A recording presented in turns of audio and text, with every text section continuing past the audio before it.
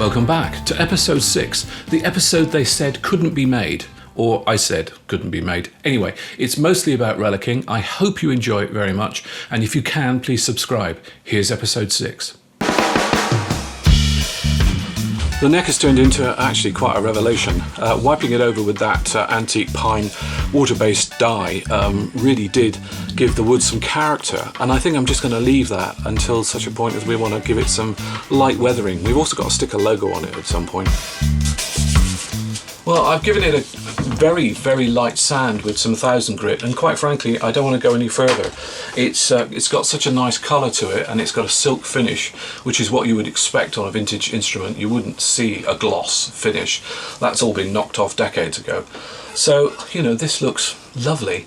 I'm just going to give it a little bit of a wipe over with some of this T-cut abrasive paste, just to knock it back a tiny bit. And I'm not going to buff it up too hard. Just going to leave it. I mean, it's very rare that you get this lucky, to be honest. You quite often encounter, or at least I quite often encounter, problems with finishing necks. But this one, I think, is the culmination of the many that have gone before it. I got the dye on it, and it worked into some of the wood and gave it some surface texture, and I'm really happy with that, so I'm loath to do too much with it in case I ruin it. So that'll do for me.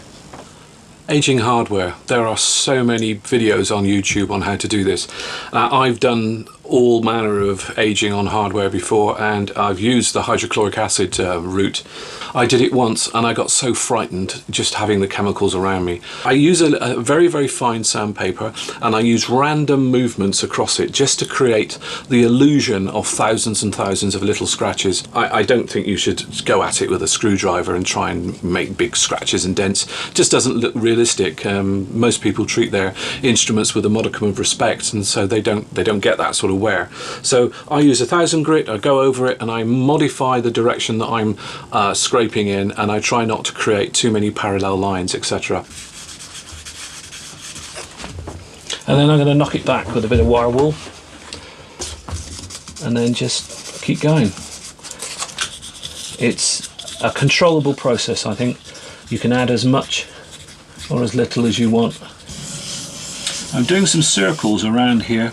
Your fingers scratch these things over the years, and the same down the side of here. So I'm just trying to give the illusion that it's seen a bit of wear, and go back to the random. So this is now what I would call mildly aged. It's just defocused. It's got some wear on it. This is ferric chloride. This is actually an etching solution. Wear the appropriate PPE and follow the safety instructions on the packaging. And I just dabbed it over the top, left it for a few seconds, I mean 5 seconds or thereabouts, and then wiped it around a bit, and then I buffed it off, and then right at the very end I just went over it with a little bit of T-cut to give it a little bit more gloss. So I'm sort of trying to bury layers of scratches under a little bit of mordant, a little bit of etching, and then polished it up with a little bit of T-cut. I apply the same basic process to all the metal parts of the guitar.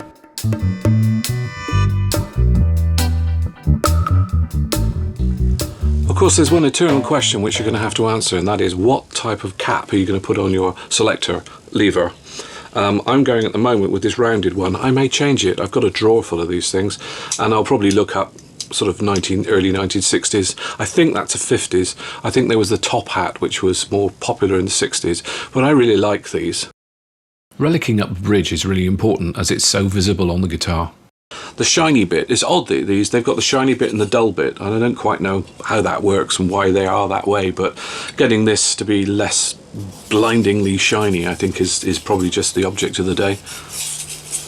I might try a little bit of the ferric chloride etching solution on it just to see what happens. You need some sort of patina on these things to make them look authentic, and although this is looking a little dull now, I don't think it's fully aged, so I'll give that a go.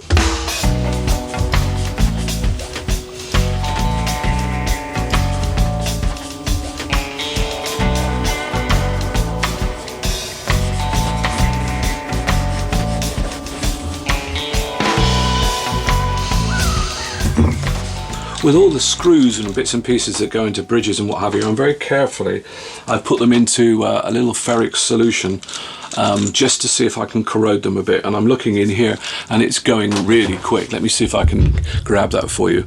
I don't want to do this for too long because I think it's actually tarnishing really fast. I think it's gone far enough, particularly on some of the parts. I'm really happy with this. I think the bridge itself, the level of dullness is authentic. These maybe have gone a little bit dark, but we can rub some of that off and maybe polish it back a bit, or the hand will probably do that as you play. It's all a bit fresh at the moment, but overall I'm actually very, very happy with that. Looking forward to seeing that going back in the body. So this is the really fun bit. I love doing this. I shouldn't do it really because, you know, it's destructive. You're actually, you know, you've tried to make a really nice Daphne blue, in this case, guitar, and it's all looking quite nice. I haven't put a final gloss on this yet, and I'm not even sure if I'll get that far, but now I'm going to ruin it. So how you relic your guitar is entirely down to you. It's a very personal thing. I like guitars which look like they've been used rather than abused. I think that I find it rather unbelievable, the sort of damage that people inflict on guitars when they're trying to relic them and make them look old. Old guitars don't mean ruined. They don't need to be destroyed or made, you know, really rough. You just need to take the corners off. Off here where you get knocks on it, off here where you get knocks on it, under here where they always get knocks, around here where the jack doesn't get it. On the back you get the buckle rash, and here you might get scrape marks, you might get knocks at this point here where people have dropped things on it.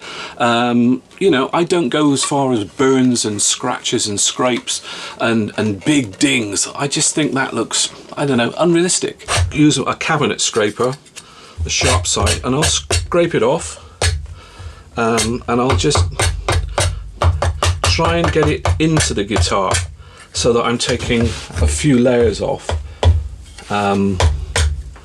like this. Now, I don't do it all. If you do it all, it just doesn't look right. Up here, let's just do a big deep one and knock some of that off like that. I like to lose quite a bit back here. I like to make a sort of display area where there's some quite considerable damage. That's enough. I don't want to go any further than that. Down here always gets damaged. Along the edges here, just a variety of dinks. Always seems to happen. I try not to get too much around here, not too much in here. If you put too much in there, it becomes uncomfortable to play. Knock it around a little bit here on the edges. Yeah, definitely here. Bit of buckle rash in here somewhere, so this will have to be starting to get a bit nasty. Just gonna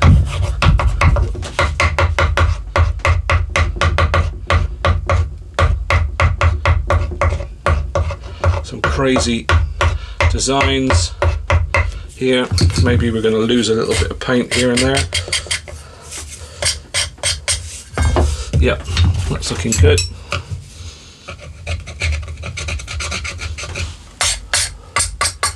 That's enough of that.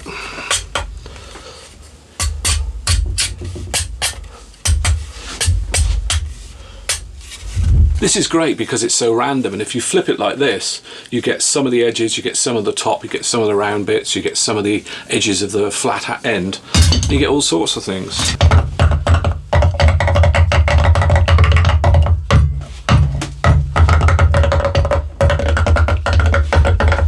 This, of course, is going to be covered.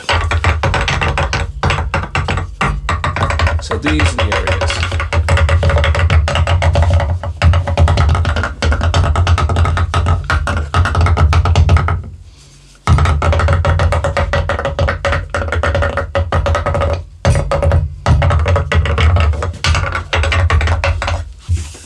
That's good. I think it's just a question of changing your tools frequently, so you're not majoring on anything in particular. Anything you can actually identify patterns. The human brain is so good at identifying patterns. We seek patterns, we find patterns in anything, and if we think that this has been faked, we're going to be looking for repeated patterns and repeated use of tools.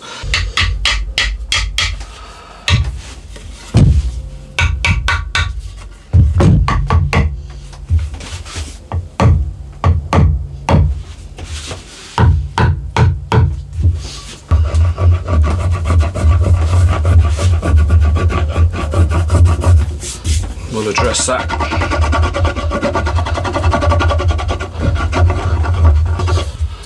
Okay, I think we're done with these tools now, so let's try something else.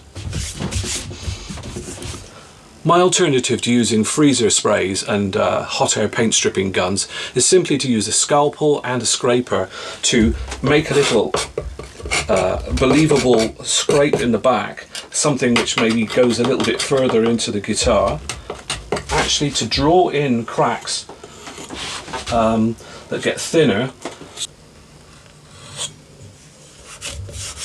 That will do. I don't want to go too mad with this. Let's have some cracks that may have... These cracks emanate from these ferrules. Yep.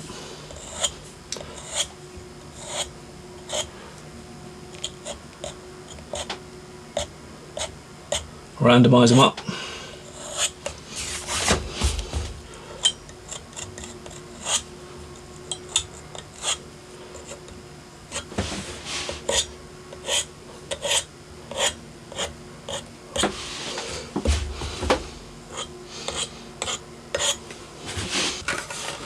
So there we go.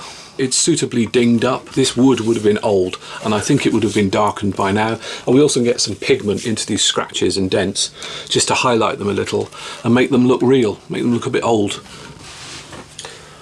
This is my very last pot. I don't think you could even buy this anymore. This is Topps Scratch Remover. This is used to remove scratches from furniture, but I find it's great for actually dyeing back the wood and getting it darkened down, and it also has got oil in it so it seeps into the cracks that I just made. It just knocks it all down. A bit of rapid research revealed the fact you can still buy very similar products to this online and on Amazon.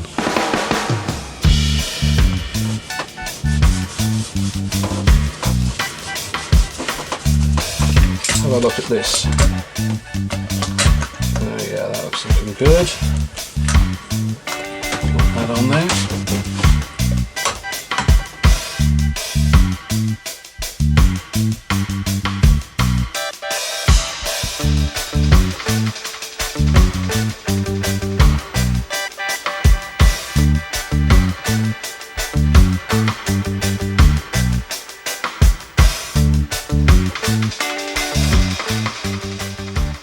It's unique, I think, in guitar making in so much as that it's almost impossible, in fact it must be impossible to mess up this process. The very process itself is a process of messing up, so where can you go wrong? This is just my way of doing it. I don't say it's the best, it's just my way.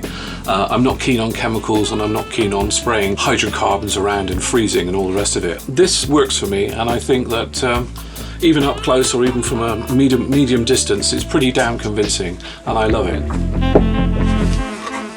We're going to try and tame this. Obviously at the moment it's like a mirror, so the first thing we need to do is take it off. Now I'm going to try and take it off with a bit of wire wool, just to try and reduce it so that it's not blinding in its reflective index.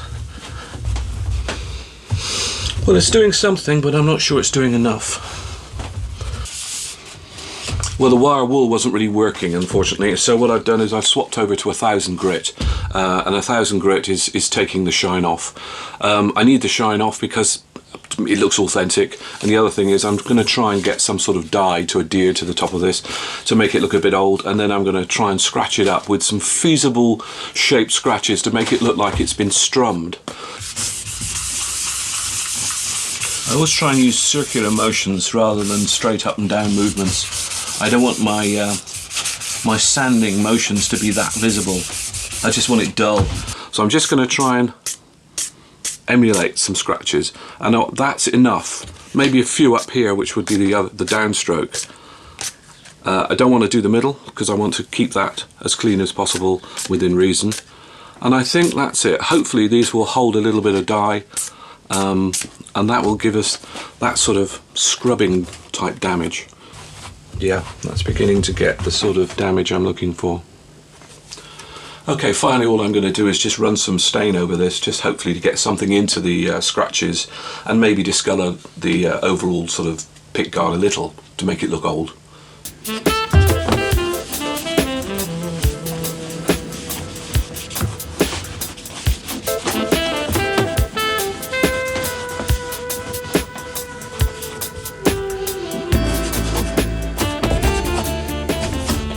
I'm not putting too much in the center here because generally what happens is this stays a little bit lighter because it's protected by the strings. All of this I'm going to rub back a little just to make it look a little bit more. One thing you can do, which I forgot to do, is you can actually produce little stars, little lines, radiating lines. Over tightening these screws usually results in a little bit of pickguard cracking, and you can emulate this by using a scalpel and just put in a few lines and then hopefully get something to stick into them. Let's see how that looks. Yeah, there they go. Yeah, happy with that. I brought this down a little bit, sanded it off, restained it, made it all a little bit more defocused. Things tend to defocus, don't know why, it's just an aged thing. You very rarely get very strong old features. I'm going to put it back on the guitar. Oh yeah, that immediately looks just so convincing. When that's got strings on it, I think it's gonna really do it. Obviously there are a few things I need to do. I need to put some pots in here and get some knurled knobs on here, and I'll have to age and dent those. Same with the machine heads. And then really we're pretty much there. There's some strap buttons to do. Just treat all these hardware parts in the same way really. Scratch them up a bit and corrode them if you can, or if you want to. Then it's on to setup. Setting up a guitar is just pivotal, and it's transformational, and it's something that we can do really easily at home on our own with minimal tools. Well, that was longer than usual, so we've got one more episode to go. That'll be the final episode, and it'll be mostly to do with the final assembly and setup, so I hope you can join me. Please subscribe, and I'll see you soon.